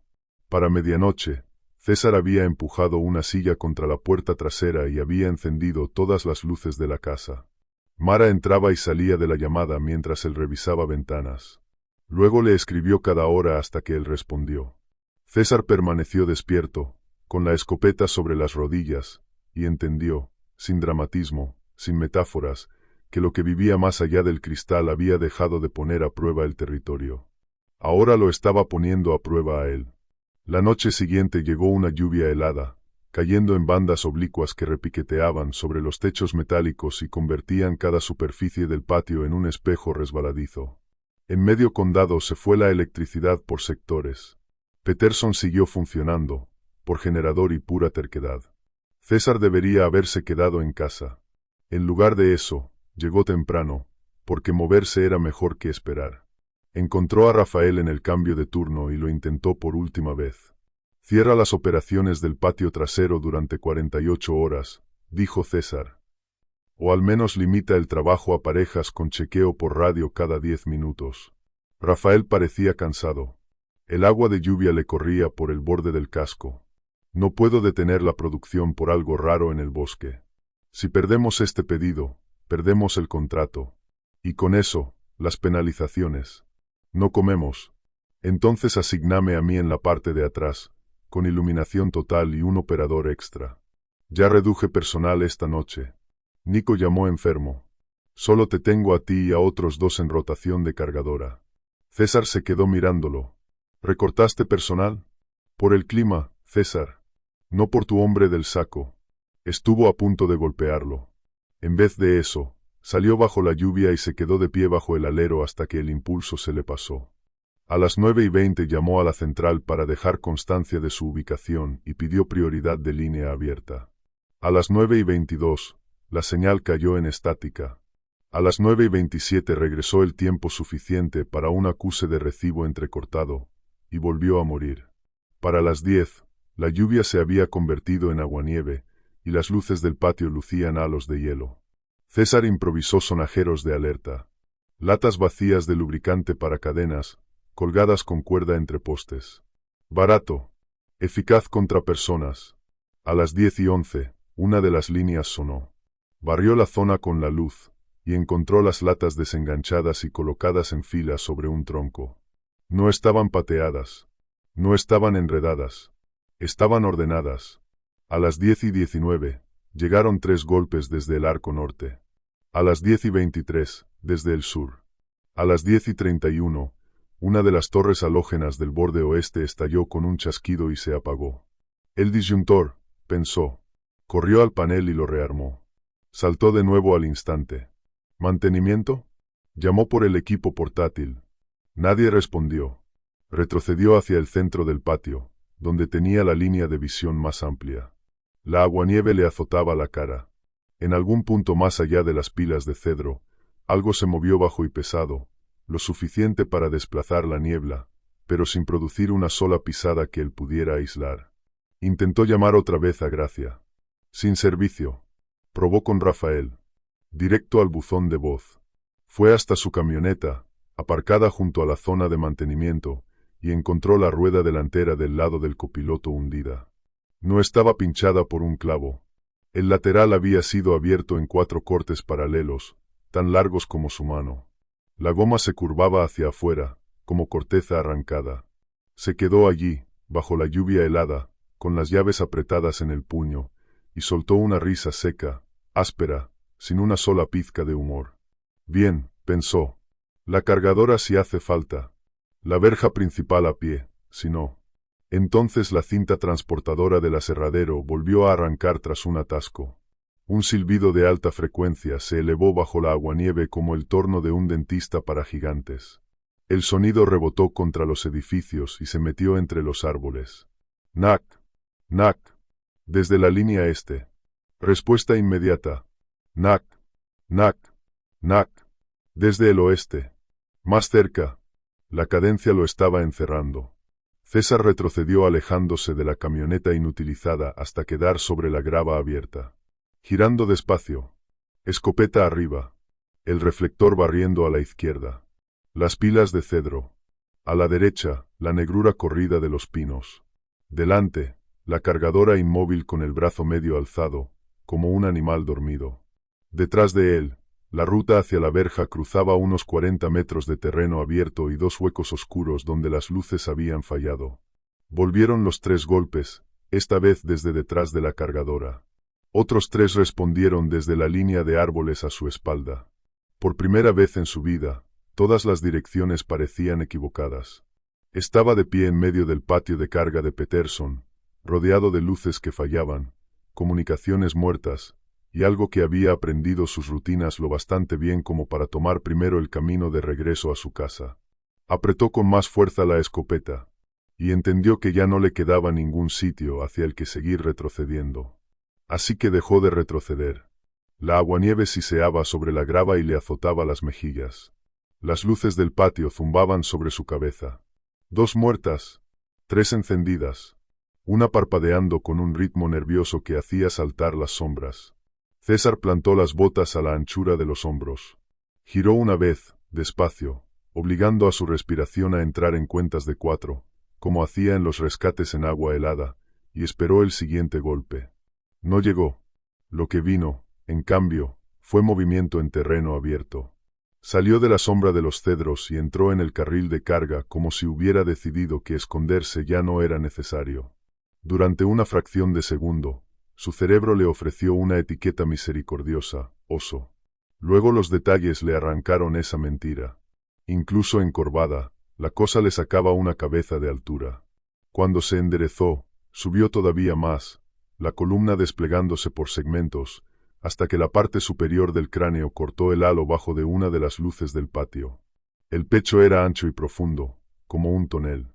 El pelaje colgaba en tiras apelmazadas a lo largo de las costillas, y entre los huecos asomaba la piel pálida y cicatrizada de los flancos y los hombros. Las patas traseras se doblaban como las de un cánido digitígrado, desde la cadera hasta el corvejón, pero los pies estaban demasiado abiertos, demasiado equivocados para ser patas. Largos, casi como manos, se expandían sobre la piedra suelta y se aferraban al suelo cuando cambiaba el peso. Cada paso decía que la grava crujía bajo aquel cuerpo, pero por debajo de eso apenas había sonido. Solo un roce bajo, como cuero mojado arrastrándose sobre arena. La cabeza giró de perfil y le mostró ángulos de lobo, hocico largo, línea negra en el labio, nariz estrecha y húmeda. Luego se volvió hacia él, y se convirtió en otra cosa. Más plana de cara. Los ojos hundidos y frontales. Las orejas se pegaban al cráneo cada vez que el silbido de la cinta transportadora subía desde el aserradero, y se alzaban apenas un poco cuando el ruido de la maquinaria disminuía. Llevaba rebabas viejas y tallos secos enredados a lo largo de la columna, como si hubiera pasado la vida arrastrándose entre troncos caídos. La lluvia hacía brillar el pelaje en cuerdas oscuras. Los ojos ya no relucían como antes. No había un reflejo limpio de depredador. Atrapaban la luz como aceite. Un apagado remolino de ámbar y negro, reflectante solo cuando él movía el haz. Abrió la boca hasta la mitad. Los dientes se mostraron desiguales y gastados. Algunos largos y afilados como clavos. Otros, romos, casi planos. Los bordes astillados, amarillo blanquecinos bajo la aguanieve. No eran la dentadura ordenada de un carnívoro puro. No se parecían a nada que él hubiera visto en un manual, ni sobre una mesa de estudio. El olor llegó un latido después y lo golpeó con tanta fuerza que estuvo a punto de hacerlo vomitar. Sangre metálica, podredumbre de pantano, creosoto caliente, mezclado con perro mojado y barro viejo. El dedo de César se tensó sin querer sobre el guardamonte. El entrenamiento se impuso. Sacó el dedo, obligó a sus hombros a bajar. La criatura dio un paso hacia él. Luego otro. Ahora llevaba la cabeza baja. Las 4 extremidades flojas, pero listas. Una de las manos se flexionó, y el dedo parecido a un pulgar se movió por su cuenta en una pequeña curva de prueba. ¡Atrás!, gritó César, con la voz quebrada por la aguanieve. ¡Atrás! Disparó una bala de advertencia contra la grava, a unos 2 metros delante de la criatura. La detonación le aplastó los oídos y levantó un abanico de piedras. La cosa se estremeció, pero no retrocedió. Se apartó de lado, y volvió a avanzar con esa oscilación de hombros que él ya había visto entre el vapor. Rápida, demasiado rápida para la masa que cargaba. César giró, retrocediendo hacia la cargadora de troncos inmóvil. La máquina seguía donde la había dejado Nico. Brazo medio alzado. Un haz de troncos ya descortezados colgando de unas cadenas sujetas por la garra. La llave seguía puesta. Probablemente porque aquello era Peterson y todo el mundo recortaba esquinas cuando el tiempo se ponía malo. La cabina enrejada relucía bajo la aguanieve. Si conseguía subir y ponerla en marcha, tendría metal, ruido y luz. A pie, sobre grava abierta y con las comunicaciones muertas, tenía segundos. La criatura lo acompasó a unos 6 metros. Luego a 4,5. Siguiendo su arco.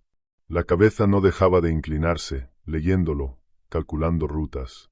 Otro silbido de la cinta transportadora subió desde el edificio, agudo, estridente.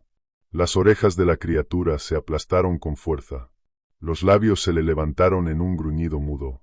Odiaba esa frecuencia. César archivó el dato, y corrió los últimos pasos hasta la escalera de la cargadora. Agarró el pasamanos con la mano izquierda. Puso la bota en el primer peldaño, y un impacto sacudió el costado de la máquina. Toda la cargadora tembló. El metal resonó como una campana golpeada. El hombro de César se estrelló contra la barandilla. El dolor le cruzó las costillas.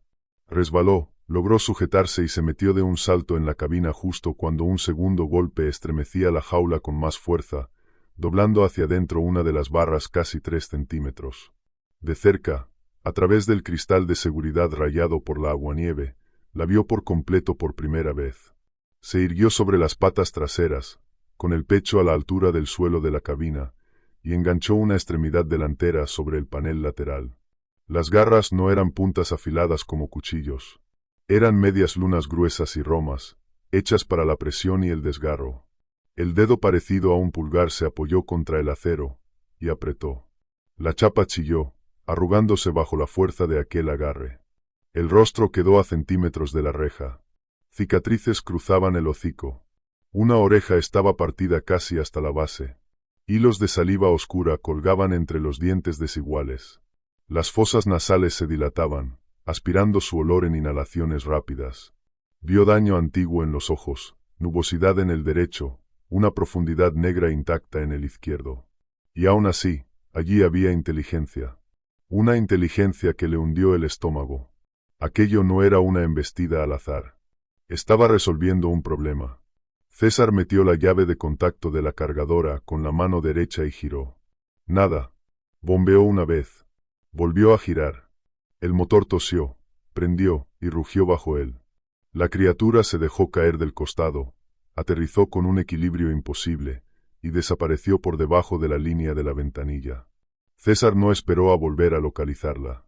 Tiró de la palanca hidráulica y lanzó el haz de troncos suspendidos en un arco brutal hacia la línea de árboles. Las cadenas se tensaron de golpe. 5 troncos mojados, de casi 4 metros cada uno, cortaron la aguanieve y se estrellaron de lado entre él y el borde de los cedros con un estruendo que hizo temblar el patio. Uno se partió al impactar. La savia saltó. Barricada instantánea. Segundos. Necesitaba segundos. Golpeó el panel de luces. Encendió una torre halógena. Luego otra. Luego la tercera. Sectores enteros quedaron inundados uno tras otro, como si estuviera abriendo escenarios.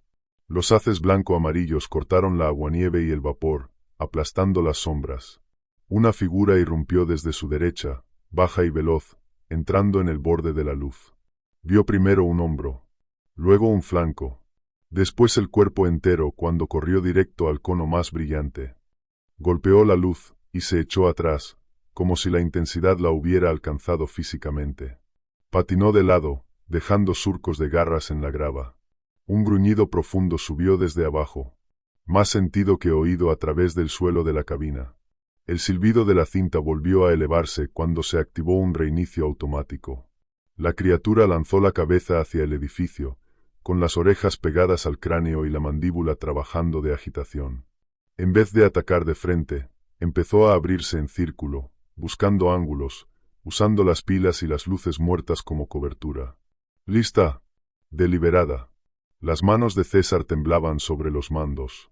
Buscó a tientas cualquier otra cosa útil y encontró una bengala de carretera en la bolsa de emergencia de la cabina, húmeda pero sellada.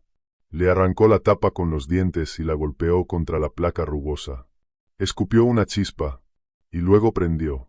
Roja, blanca, humeante. Vamos, susurró, sin saber si se lo decía a la bengala o a sí mismo.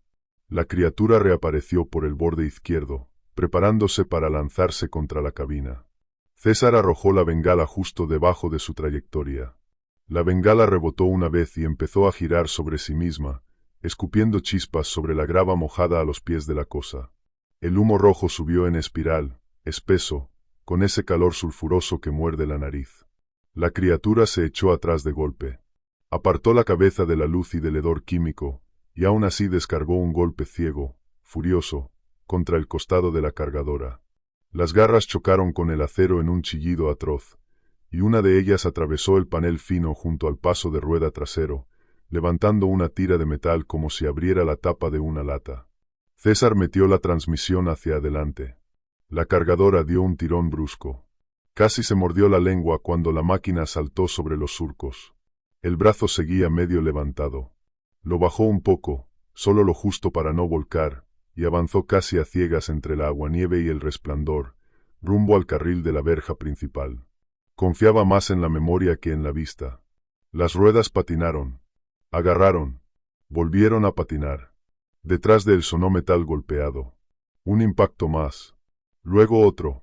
Cada uno, demasiado cerca de la cabina para su gusto. Algo cayó con violencia sobre la plataforma trasera.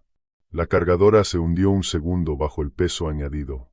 César miró por el retrovisor lateral y vio una masa oscura trepando por la jaula posterior, una mano por encima del raíl superior, las garras enganchándose en la rejilla.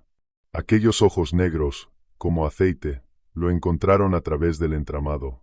Disparó con la escopeta usando una sola mano, a través del hueco lateral abierto. No para matar, solo para romper el contacto.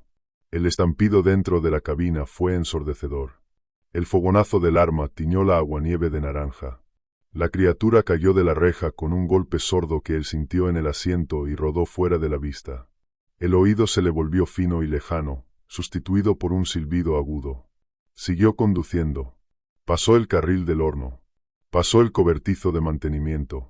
Cruzó la zona donde el arco de golpes había aparecido por primera vez en su mapa. El cruce del viejo camino secundario con el perímetro trasero, marcado en su memoria por un abedul blanco torcido y un poste oxidado de cerca. Al llegar a esa línea, la presión cambió. No hubo más impactos desde atrás.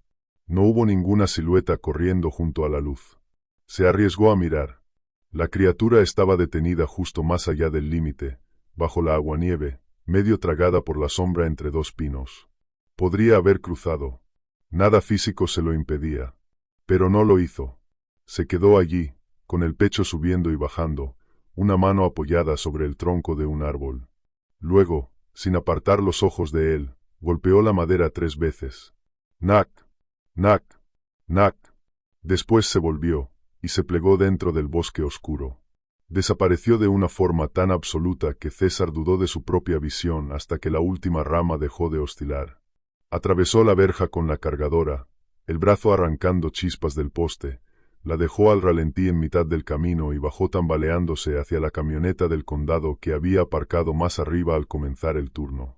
Las llaves le temblaban en la mano. Se le cayeron una vez. Maldijo, logró meterlas, y salió disparado hacia la estación de guardabosques con la aguanieve golpeando el parabrisas. A mitad de camino se dio cuenta de que el antebrazo izquierdo estaba húmedo y caliente dentro de la manga de la chaqueta. Se detuvo bajo una farola muerta y apuntó con su linterna de bolsillo. 4 desgarrones le corrían desde la muñeca hasta media altura del antebrazo, donde metal o garra le habían atravesado el puño de la manga. Eran cortes irregulares, sangrando de forma constante, pero no arterial. Las costillas del lado derecho le dolían con cada inhalación. Un dolor agudo, profundo, probablemente contusiones del primer golpe contra la barandilla de la cargadora. Se vendó el brazo con un trapo del kit de herramientas y cinta americana del camión. Las manos torpes, el oído todavía embotado bajo aquel silbido persistente. Luego siguió conduciendo. Cuando llegó a la estación, ni siquiera aparcó recto. Entró directamente al cobertizo del equipo, saltó del vehículo, accionó el cierre manual de la puerta, y se quedó con la espalda pegada a ella mientras el motor de cadena la arrastraba hacia abajo. Cuando el pestillo encajó con un golpe seco, las rodillas le fallaron lo bastante como para obligarlo a sujetarse de una quitanieves. El cobertizo olía a gasolina, lona mojada y humo viejo de madera saliendo del tubo de la estufa. Olores conocidos. Encerrados. Humanos. También cerró con llave la puerta interior. Después se sentó en el suelo de hormigón, entre chalecos salvavidas apilados y un palé de señales de sendero, con la escopeta sobre el regazo, y esperó el amanecer. La noche se alargó y se dobló a su alrededor de una manera extraña. Revisó las ventanas del cobertizo cada 10 minutos, luego cada 5. Después dejó de hacerlo, porque cada vez que el haz de su linterna tocaba el cristal, esperaba encontrar un rostro allí. No apareció nada. Solo la aguanieve convirtiéndose en nieve mojada, y el resplandor fantasmal de la luz del aparcamiento. La sangre atravesó el primer vendaje del brazo. Se lo rehizó con gasa y venda elástica del botiquín de la unidad canina. Los dedos le hormiguearon. Luego se le durmieron. Luego regresaron en pulsos calientes. Se tragó 2 ibuprofenos en seco y al instante volvió a notar en la garganta el sabor metálico y el humo de bengala. Intentó llamar 2 veces a la central desde el teléfono del escritorio. La primera llamada se cortó. La segunda sí llegó al condado, y dio su ubicación, la lesión y el reporte de un incidente con animal desconocido agresivo en el perímetro del aserradero Peterson. Sin persecución activa. Su propia voz le sonó lejana en los oídos. ¿Necesita asistencia médica inmediata?, preguntó la central. Miró la oscuridad al otro lado de las ventanas del cobertizo y respondió. Con luz del día. Estoy seguro aquí. Cuando por fin llegó el amanecer, entró plano y gris a través de la niebla helada. No abrió la puerta del cobertizo hasta después de salir el sol, y solo lo hizo con la quitanieves del condado al ralentí afuera, porque la central había enviado a alguien a comprobar. El conductor era Ricardo, un hombre mayor que lo conocía desde el instituto. Le echó una sola mirada al brazo y dijo, Jesús, César. Sonó a la vez como una plegaria, y como una maldición. La ambulancia lo recibió en la entrada de carga de la clínica. Hipotermia leve por horas con la ropa mojada, dijeron. Pérdida de sangre manejable. 4 laceraciones profundas en el antebrazo izquierdo que necesitaban puntos, y una tira de aproximación donde la piel se había abierto más. Costillas magulladas. Sin fractura evidente en la radiografía inicial. Embotamiento temporal del oído por disparo cercano y maquinaria. La próxima vez, ponte protección auditiva, dijo automáticamente una enfermera. Luego vio su cara, y dejó de hablar. Laura llegó antes de que le dieran el alta, porque en un condado pequeño los chismes de la central corrían más rápido que las ambulancias. Se quedó en el hueco de la cortina, con el abrigo a medio cerrar, los ojos enrojecidos y furiosos. ¿Qué pasó?, exigió. Y no se te ocurra decir que te resbalaste. César miró la bolsa del suero. Luego el brazo vendado. No me resbalé. Ella dio un paso más y bajó la voz. ¿Alguien te hizo esto? Pensó en responderle con la versión pública allí mismo, y descubrió que no podía. No con ella. Algo lo hizo, dijo. La mirada de Laura se quedó fija en él durante un largo momento, buscando el chiste que nunca llegó. ¿Me estás asustando? Sí, respondió él. A mí también. Al mediodía, Rafael, Gracia y un mecánico del aserradero estaban en el patio de Peterson inspeccionando la cargadora. El panel lateral derecho estaba abierto hacia afuera en una tira de casi 1 metro, con los bordes curvados como metal de lata.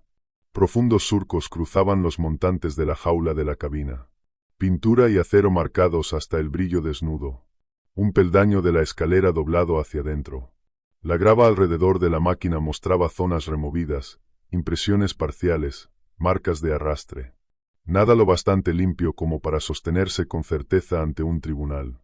Podría ser daño por colisión, dijo Rafael con debilidad, mirando el panel arrancado. Podría haberse enganchado con una pila. ¿En el costado?, preguntó el mecánico, a la altura del hombro. Gracia se agachó junto a uno de los surcos y pasó el dedo por encima sin llegar a tocar. No son marcas de herramienta. Eso lo sé. Alzó la vista hacia César. Por una vez, sin sonrisa. ¿Ya escribiste el informe? Todavía no. Hazlo mientras lo tengas fresco. César asintió. Volvió a la estación, abrió la plantilla del incidente, y se quedó mirando el cursor parpadeante hasta verlo doble. Luego escribió 2 informes. El primero, en lenguaje oficial del condado. Encuentro con fauna agresiva no identificada en el perímetro de carga trasera del aserradero Peterson, durante condiciones meteorológicas severas y visibilidad reducida. El animal exhibió una aversión o agitación inusual ante ruido de maquinaria de alta frecuencia y luz halógena intensa. Se efectuó un disparo defensivo de advertencia contra la grava. El guardabosques utilizó equipo pesado disponible para crear una barrera y retirarse hasta la verja. Lesiones menores sufridas. Se recomiendan mejoras temporales de iluminación, protocolos de desplazamiento nocturno en parejas y suspensión de patrullas perimetrales en solitario hasta nueva evaluación. Ni una mención a manos, ni una mención al parpadeo asincrónico, ni a la línea límite, ni a la linterna a 2,5 metros de altura en un árbol. Ni una palabra sobre la inteligencia que había visto en aquellos ojos. El segundo informe fue a parar a un cuaderno de campo negro, impermeable, que guardaba bajo llave en el cajón del escritorio. Allí escribió cada detalle que podía recordar antes de que el shock limara los bordes de la memoria. Morfología completa, perfil del olor, forma de ataque, reacción a ciertas frecuencias, Ubicación de la primera y la última línea de golpes. El momento exacto en que la persecución se detuvo al llegar al viejo arco límite. En ese mismo cuaderno registró una atribución formal para las anomalías de las cámaras. Pánico de presa y de depredador orientado hacia un espacio invisible detrás del lente. Unidades reorientadas, una destruida, y metraje de una elevación seguida de una inhalación húmeda antes del corte. Todo quedó evaluado como reposicionamiento y manipulación deliberada detrás de cámara por parte de la misma entidad. Dibujó los pies de memoria. Luego los tachó y volvió a dibujarlos. Terminó aquella entrada con una sola frase. Si esto sale al mundo como una historia, la evidencia desaparecerá bajo las bromas. Aquella tarde se reunió con Rafael y con la administración del condado en una oficina estrecha que olía a tóner de fotocopiadora y a botas mojadas. ¿Tenemos que cerrar los senderos?, preguntó la administradora, dando golpecitos sobre el informe. No en todo el condado, respondió César. Coloquen una advertencia temporal en el límite trasero de Peterson después del anochecer. Restringan el acceso cerca del patio de carga. Desvíen a la gente hacia rutas señalizadas. Rafael se aclaró la garganta. Y para los medios, diremos que hay un animal agresivo no identificado, bajo evaluación. Eso es verdad. La administradora asintió despacio. ¿Está seguro de que no quiere incluir más? César le sostuvo la mirada. Si en este condado registran primate cánido no clasificado, para el viernes tendrá a youtubers y tipos con ropa de camuflaje en cada verja. El aserradero se paraliza, la gente pierde turnos, y cualquier evidencia que tengamos queda contaminada en 12 horas. Nadie discutió eso, porque todos los que estaban en la sala podían imaginarlo. Afuera, Gracia estaba recostado contra su patrulla cuando César bajó las escaleras. «¿Dejaste cosas fuera?», dijo en voz baja. «Sí. ¿Quieres que pregunte?». «No». Gracia lo observó un segundo y luego asintió. «Por lo que vale, te creo. No sé qué te golpeó, pero vi esa cargadora». César estuvo a punto de darle las gracias. No consiguió que las palabras salieran. Solo hizo un gesto corto con la cabeza y siguió caminando. Algunas noches, el silencio se sentía como cobardía. Pero también se sentía como la única palanca que todavía tenía. 3 semanas después, con los puntos retirados y el oído casi recuperado, volvió a sentarse frente a Rafael. Rafael empujó un formulario por el escritorio. «Solicitaste reasignación. Solo operaciones diurnas. Firma aquí, si estás seguro». César leyó la línea 2 veces. Transferencia a funciones diurnas de guardabosques. Señalización, educación, coordinación de búsqueda y rescate. Sin patrullas nocturnas rutinarias. «Estoy seguro», dijo. Y firmó. Rafael exhaló. No era exactamente alivio. Tampoco exactamente decepción. «Eras bueno de noche». Era. Aquella tarde vació su equipo nocturno en el cobertizo de la estación. El monocular térmico, al casillero. Los reclamos de depredador extra, a una caja de plástico. 2 linternas frontales de lente roja. Munición de repuesto. Rastros de olor. Manipuló cada objeto como si perteneciera a otra persona. En casa publicó la mitad de su equipo para caza de alimañas en un tablón local, y para el fin de semana ya había vendido casi todo. Un granjero mayor, que fue a comprar unas trampas, le preguntó: «¿Lo dejas o te retiras?». «Cambio de enfoque», respondió César. Y se fue antes de que llegaran más preguntas. También plantó un cartel de inmobiliaria frente a su cabaña. Mara pasó por allí el día en que lo puso. Limpiaparabrisas chirriando, llovizna fina sobre el cristal. Se quedó en la cocina, donde antes solía tomar café, mirando las cajas apiladas junto a la pared. «¿De verdad te mudas?», dijo. «Un dúplex cerca del pueblo. A 2 manzanas de la estación. Farolas. Vecinos». «Sí». Cruzó los brazos. «¿Y las normas? ¿Siguen vigentes? Nada de conducir de noche, nada de acampar, nada de estar cerca de la línea de árboles después del anochecer». Él le sostuvo la mirada.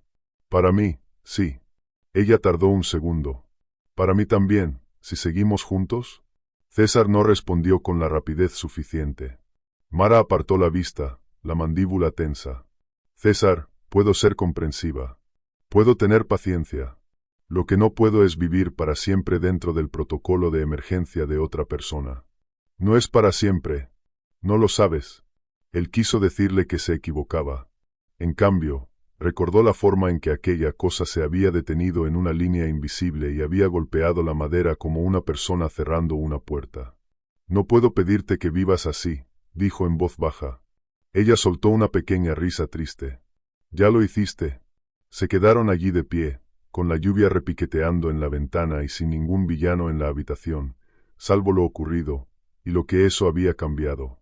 Mara le besó la mejilla, tomó el abrigo y se marchó sin dar un portazo. 2 semanas después, Laura lo ayudó con la mudanza.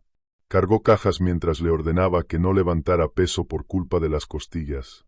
Al atardecer, mientras cerraban con cinta la última caja de cocina en el dúplex, ella miró su brazo. Las líneas rosadas de las cicatrices cruzaban la piel pálida desde la muñeca hasta el antebrazo. Cuéntamelo exactamente, dijo. Y él lo hizo. No la versión corta. Todo. La cargadora. La bengala. Las manos. Los dientes. Los golpes en el límite. Habló hasta que le dolió la garganta. Ella no lo interrumpió ni una sola vez. Cuando terminó, Laura se sentó sobre una caja volteada y se quedó mirando el suelo. Yo pensé, dijo despacio, que te estabas desmoronando después del rescate del lago. Lo siento. No te equivocaste al pensarlo. Ella negó con la cabeza. No. Hoy vi las fotos de la cargadora cuando Rafael me envió el papeleo para la declaración como testigo. Nadie hace eso con una palanca en medio de una tormenta, como una broma. Levantó la vista, los ojos húmedos, pero firmes. Te creo. El alivio le cayó encima a César de una forma rara, casi dolorosa. Asintió, porque si hablaba, algo dentro de él se habría roto de un modo para el que no estaba listo. Entonces la voz de Laura se volvió práctica, que era como ella manejaba el miedo. Vas a venir a cenar el domingo, igual. Me escribes cuando llegues a casa. Y si oyes cualquier cosa rara, me llamas a mí o al 911. No a una de tus malas ideas. Una sonrisa mínima le tiró de la boca. Sí, señora. No me digas señora.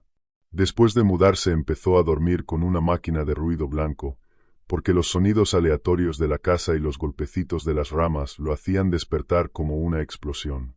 Instaló reflectores con sensor de movimiento sobre las 2 entradas y otro orientado hacia la franja estrecha de pinos decorativos detrás del dúplex. Tapó la ranura del correo en la puerta, porque las corrientes nocturnas sonaban como respiración. Seguía cazando ciervos cada otoño, pero solo con luz legal de día y nunca a menos de 8 kilómetros del límite trasero de Peterson. En el trabajo, la luz del día le sentó mejor de lo que esperaba. Reconstruyó paneles informativos de senderos. Enseñó a grupos escolares sobre preparación invernal.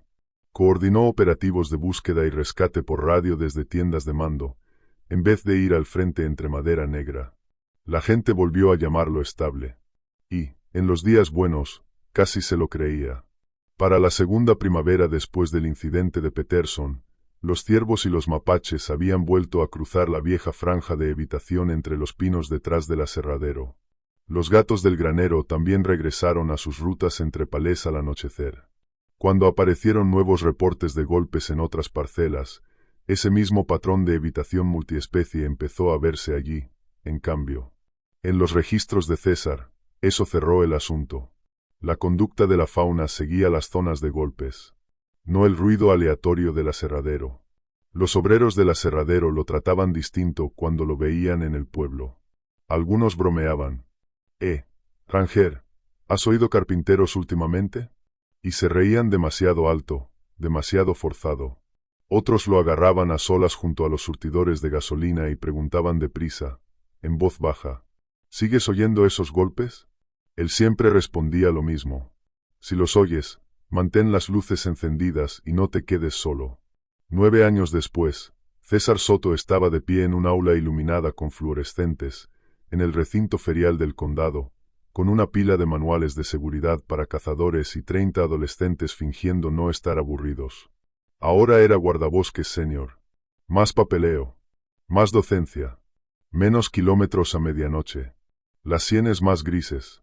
Las cicatrices del antebrazo izquierdo se habían desvanecido, pero aún se levantaban un poco cuando el clima se volvía húmedo. Pasó a la diapositiva 14.